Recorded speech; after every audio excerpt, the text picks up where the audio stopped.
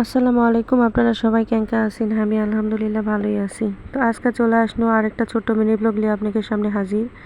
তো ভিডিওটা পুরোপুরি দেখবেন, কেউ স্কিপ করবেন না। যারা ফেসবুক পেজ থেকে দেখেছেন সারা সবাই না ফলো দিয়ে পাশে থাকবেন, আর যারা ইউটিউব প্ল্যাটফর্ম থেকে দেখেছেন সবাই একটু সাবস্ক্রাইব করে দিয়ে যাবেন।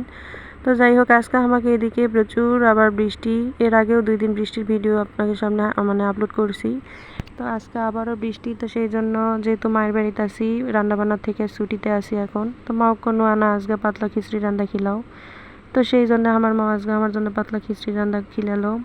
তো মানে ডালে চাউল, এই জায়গায় সব ধরনের ডাল, চাল, আর বাড়িতে লাউ আসলো, একটা লাউ দিয়ে দিছে। এই জায়গায় মিষ্টি কুমড়া মানে মিষ্টি লাউ যেটা আমরা কই, সেটা দিলে আরও বেশি ভালো লাগলো হিনি। তো যাই হোক, সাথে আলু সিদ্ধ করে দিছিল।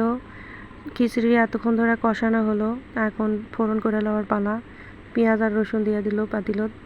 পেঁয়াজ আর রসুন ভাজা হয়ে গেলে 5 ফোড়ন দিয়ে এই জায়গায় ফোড়ন করে নিবে।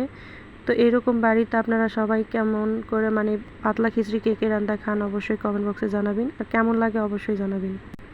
মানে এই খিচুড়ি আমাকে এতই ভালো লাগে, মানে মিচ্ছানা বৃষ্টি হলেই আমি এই খিচুড়ি বায়না করি যদি মায়ের বাড়ি থাকি।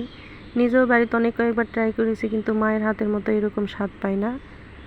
তো যাই হোক, যারা ফেসবুক পেজ থেকে আমার ভিডিওটা দেখেছেন সবাই আমার এই আঞ্চলিক ভিডিওর মানে ভয়েস দেওয়া ভিডিও এই প্রথম নিশ্চয়। তো পুরো ভিডিওটা কেমন লাগলো সবাই জানাবেন। সবাই ভালো থাকবেন, সুস্থ থাকবেন, আল্লাহ হাফেজ।